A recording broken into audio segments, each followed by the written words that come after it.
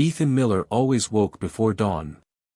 It wasn't the alarm that stirred him, but the quiet rhythm of habit.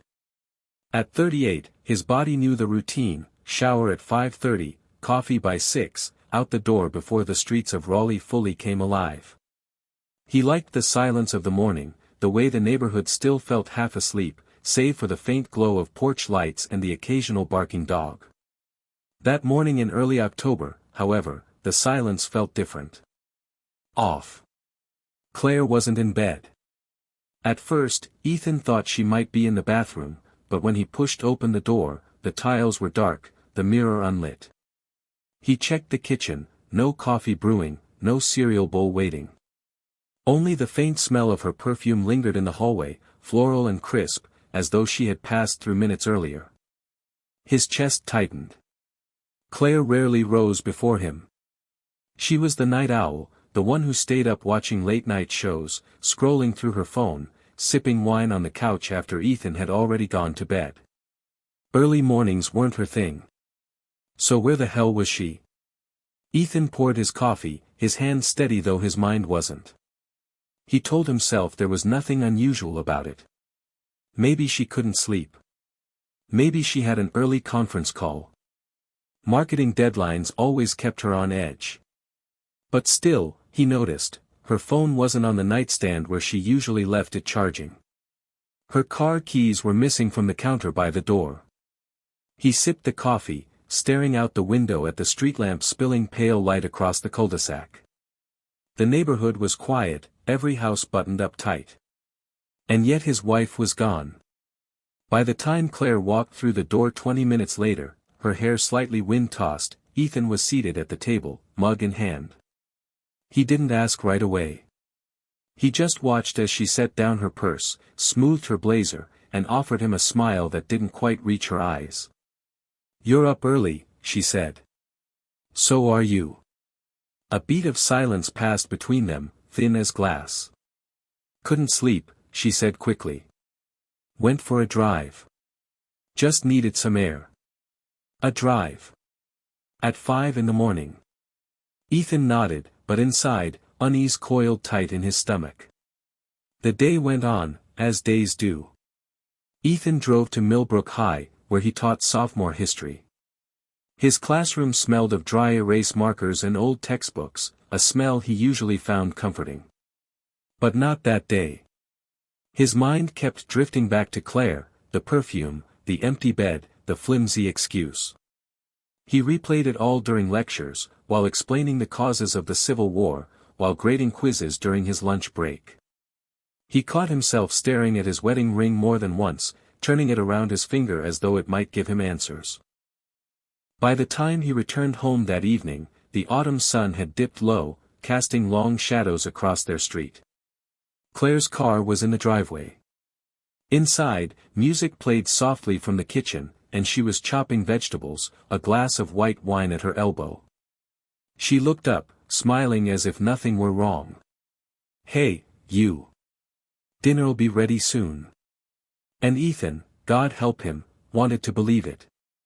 Wanted to swallow her smile whole and forget the unease gnawing at him.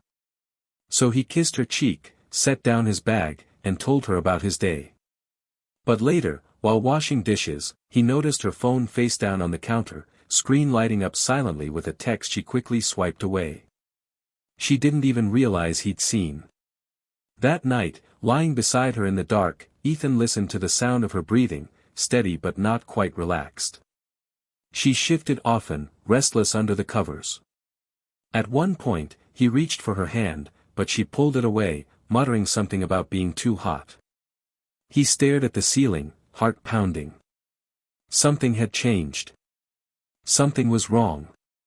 And Ethan Miller, who had built his life on the comfort of routines, felt the first fracture in the foundation of his marriage. The Millers lived in a tidy, two-story house in North Raleigh, tucked into a subdivision lined with oak trees that flamed orange and red every fall. It wasn't extravagant, just beige siding, a small porch, a fenced backyard, but it was the kind of home people pointed to and thought they must be doing fine. From the outside, Ethan and Claire looked like the picture of suburban stability. Married 10 years, no kids yet, but a golden retriever named Bailey, a mortgage, careers that kept them busy but not consumed. Their neighbors waved as they jogged by in the evenings, the Millers smiling back, hands brushing as they walked side by side. Appearances, Ethan knew, had a way of lying. The morning after Claire's mysterious drive, Ethan brewed the coffee while she scrolled on her phone at the table. Her hair was damp from the shower, her blazer already draped over the chair. "You're dressed early," he said casually. She glanced up, almost startled. "Big client meeting. Gotta prep before I head in." Ethan nodded, though he noticed she didn't eat the toast he set in front of her. Just pushed it aside, checking her phone again. When she left, the faint smell of her perfume lingered, just like the morning before. Ethan stood in the kitchen, Bailey circling his legs, and wondered why every small detail suddenly felt loaded, suspicious. At school, he threw himself into his teaching, but even his students noticed his distraction. "Mr. Miller," one of them said during third period, "you wrote 1776 twice on the board. Are we supposed to copy that or?" The class chuckled. Ethan blinked at the chalkboard, realizing he'd scrawled the same date on two separate lines. "Guess I really want you to remember it," he said, forcing a smile. The truth was, he couldn't concentrate. He kept thinking about Claire's phone lighting up the night before, the quick way she'd swiped the screen, like a magician making something disappear. That evening, they had dinner with friends at a trendy Italian place downtown. Claire looked stunning, dark hair curled, a deep burgundy dress that clung to her in ways that made Ethan remember why he'd fallen for her in the first place. At the table, though, he noticed how often she checked her phone beneath the napkin. Their friends didn't seem to notice. They laughed, ordered wine, swapped stories about work and the latest neighborhood gossip. Claire was animated, telling a funny story about her boss, but Ethan kept catching her eyes flicking down toward the screen. When dessert came, Claire excused herself to the restroom, her purse slung casually over her shoulder. The moment she was gone, Ethan's chest tightened. "You okay, man?" his friend Jake asked. Ethan blinked, realizing he'd been staring at Claire's empty chair. "Yeah. Just tired. Long day." But inside, something darker stirred. Later that night, back home, Ethan sat at his desk in the den, the house quiet except for Bailey snoring on the rug. Claire had gone straight to bed, claiming a headache. He opened his laptop, staring at the blank search bar. His hands hovered over the keys. "Don't be paranoid," he told himself. "She's your wife. She loves you." And yet, the thought pressed harder, whispering in the back of his skull, "But what if she doesn't?" Before he could stop himself, he typed, "Signs your spouse is cheating." A dozen articles popped up, listicles, advice columns, relationship forums. He skimmed them, each bullet point punching him in the gut. Becoming secretive with their phone. Sudden changes in routine. Less intimacy. Seeming distant or distracted. Check. Check. Check. He slammed the laptop shut, guilt washing over him. But the seed had been planted. The following week, Ethan tried to brush it off, to chalk everything up to stress. He cooked dinner one night, grilled chicken, roasted vegetables, and Claire praised it with a smile that looked almost too deliberate. She laughed at his jokes, leaned into him on the couch, kissed him goodnight. But her phone was always close. Always face down. Always locked. One Friday, she came home later than usual, saying traffic had been bad on I-540. Her hair was messy, lipstick faintly smudged. She brushed past him, heading straight upstairs. "Long day?" he asked. "The worst," she said without looking back. Ethan stood in the foyer, watching her retreating figure, feeling like a stranger in his own home. Saturday morning brought crisp fall air, sunlight filtering through the blinds. Ethan suggested they go to the State Farmers Market, a place they loved when they first moved to Raleigh. Fresh produce, local crafts, the smell of biscuits from the diner stalls, it used to be their little ritual. Claire hesitated but agreed. They strolled through rows of pumpkins and mums, but Ethan noticed she was distracted, checking her phone when she thought he wasn't looking. At one point, while he paid for a basket of apples, she stepped aside, speaking into the phone in a hushed voice. When he walked up, she snapped it shut, slipping it into her bag. "Who was that?" he asked. She smiled tightly. "Just work. A client issue. On a Saturday morning. At the farmer's market." Ethan forced a nod, though his stomach twisted. That night, he dreamed of her slipping out of bed again, leaving only the trace of her perfume behind. When he woke, she was beside him, but facing away, her body curled toward the edge of the mattress. He lay there in the dark, wide awake, realizing with a sharp ache that the woman he loved was slowly slipping beyond his reach. And he had no idea how to pull her back. By late October, Ethan felt like he was living in two worlds. There was the public world, the dutiful history teacher, the friendly neighbor who mowed his lawn every Saturday, the husband who smiled politely at Claire's co-workers during company mixers. In that world, everything looked fine, almost enviable. And then there was the private world, the one where shadows stretched long and suspicion sat heavy in his chest. Every glance at Claire's phone, every late-night work meeting, every forced laugh, it all fed a quiet storm inside him. Still, Ethan clung to hope. Maybe he was imagining things. Maybe he was reading too much into harmless habits. Until the night he found her receipt. It was a Wednesday evening. Claire was in the shower, steam curling under the bathroom door. Ethan was in the bedroom, folding laundry, when a crumpled slip of paper slid out of her blazer pocket. He smoothed it flat, his breath catching. Vineyard 19 Wine Bar, Monday, 9:12 p.m. 2 glasses of Cabernet. 1 cheese platter. 1 dessert. Total, $64. Ethan frowned. Monday night, Claire had told him she was staying late at the office for a client presentation. He remembered distinctly, because he'd eaten leftover pizza alone on the couch, grading essays until nearly midnight.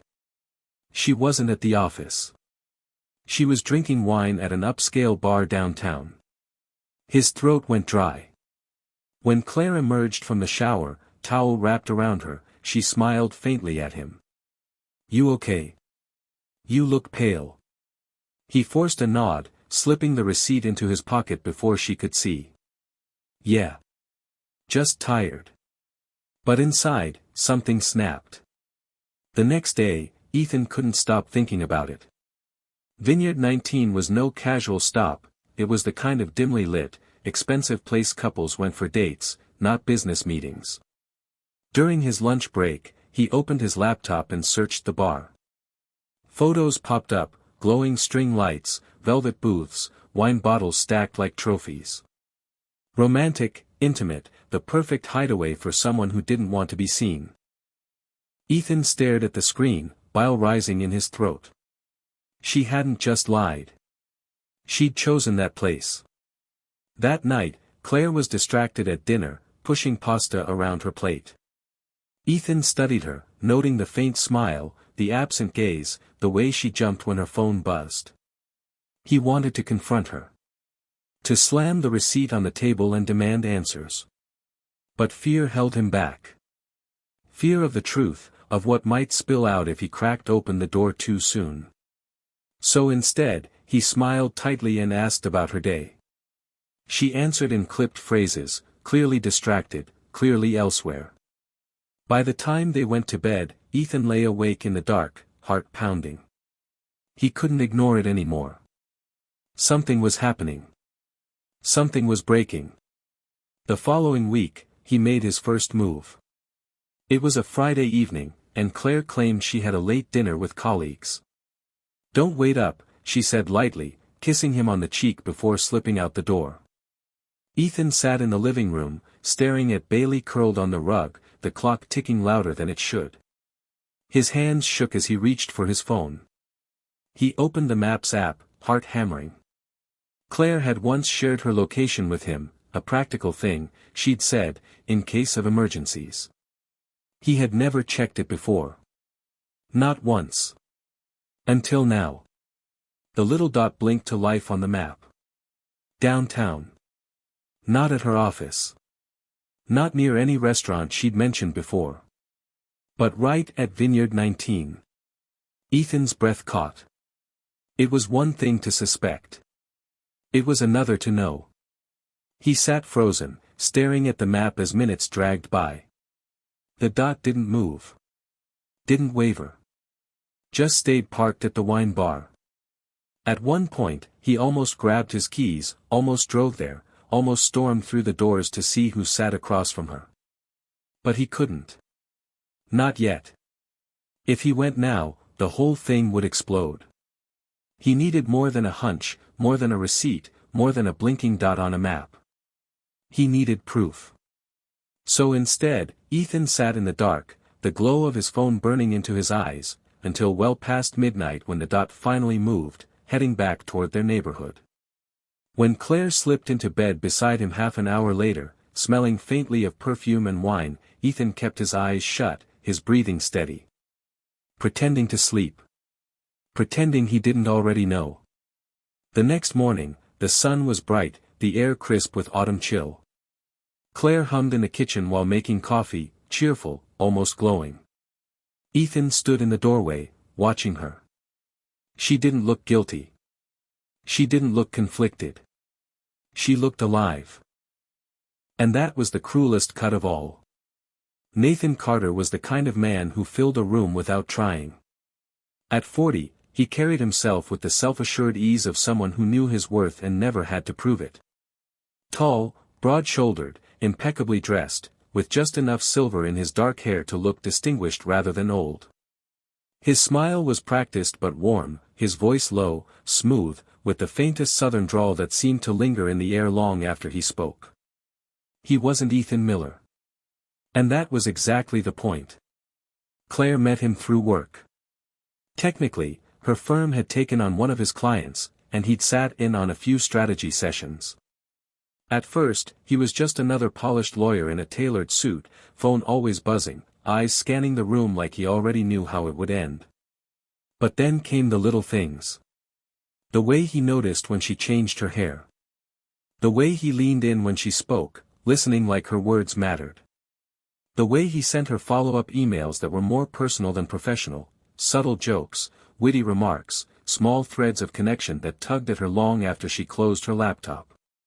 It had started innocently enough. Drinks after a late meeting, both of them laughing over overpriced wine. She told herself it was nothing. She was married. He was just a colleague. But Nathan wasn't like Ethan. Nathan didn't fade into the background of his own life. He was bold, decisive, hungry for more. And Claire, who had spent years in the safe, predictable rhythm of suburban marriage, felt a dangerous thrill every time she was near him. Their affair began at Vineyard 19. The dim lights, the hushed music, the booths designed for privacy, it was as if the place had been built for secrets. The first time, she told Ethan she had a client dinner. She felt guilty at first, her stomach in knots as she slid into the booth across from Nathan. But then he touched her hand lightly, and she forgot the guilt. Forgot Ethan.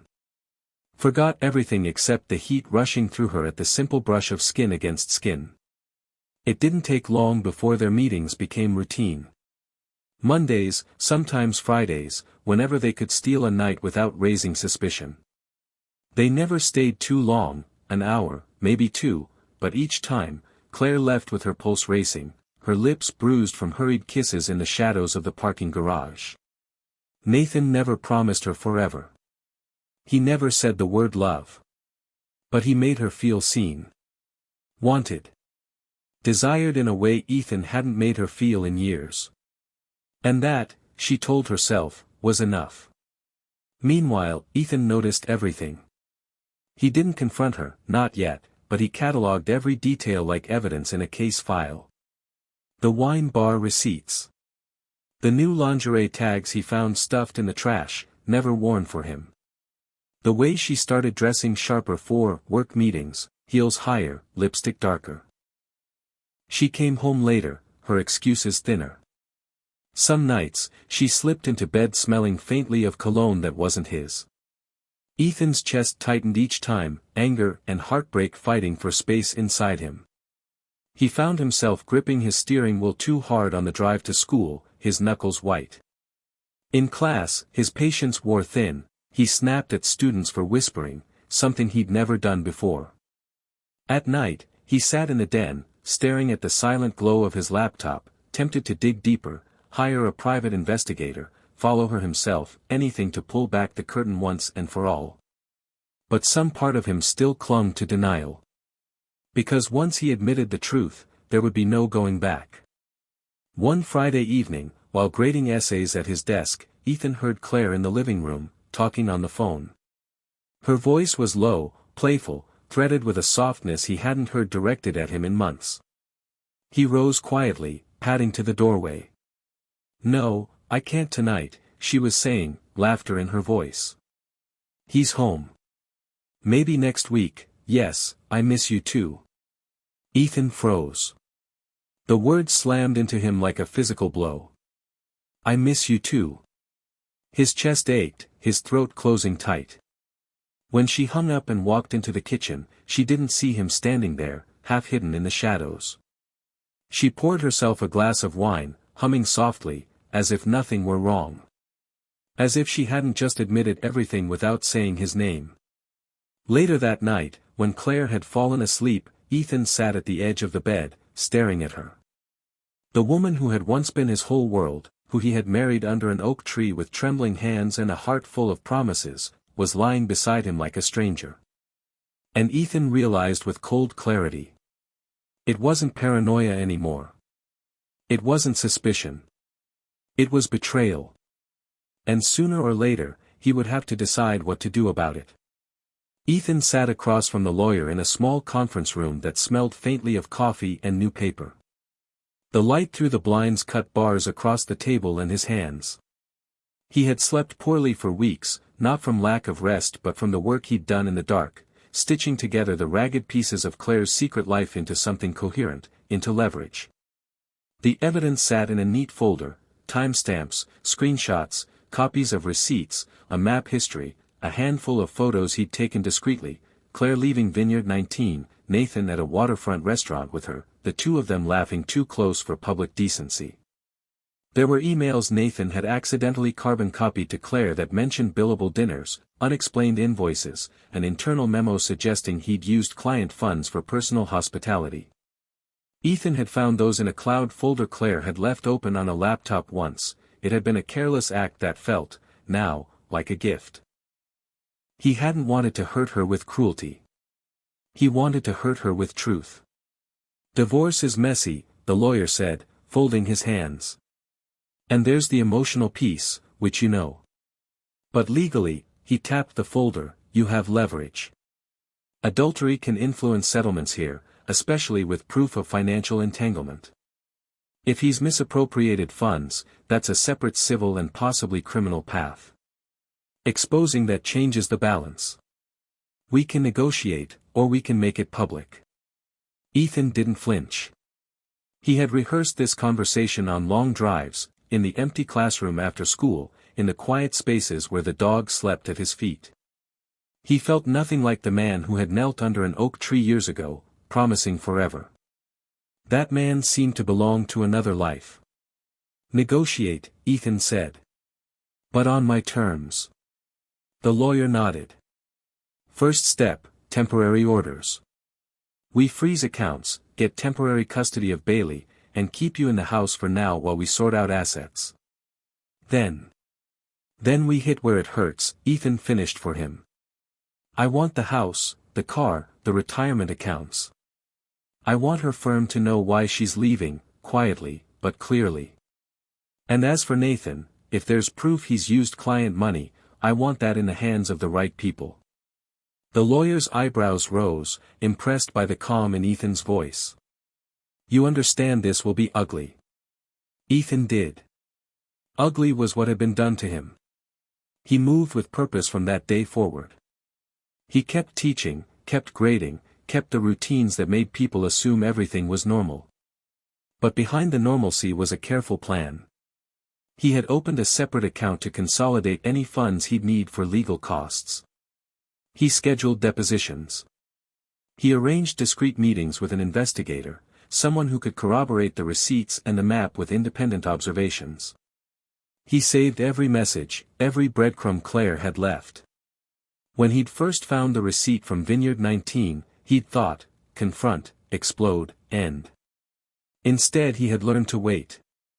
Claire's pattern, hurried, secretive, careless, gave him all the openings he needed. A forgotten laundry tag. A business card left in a coat pocket. Once, when she'd charged a client dinner with wine and dessert, a bank transfer from Nathan's firm showed up in her account as consulting fee. He'd printed it.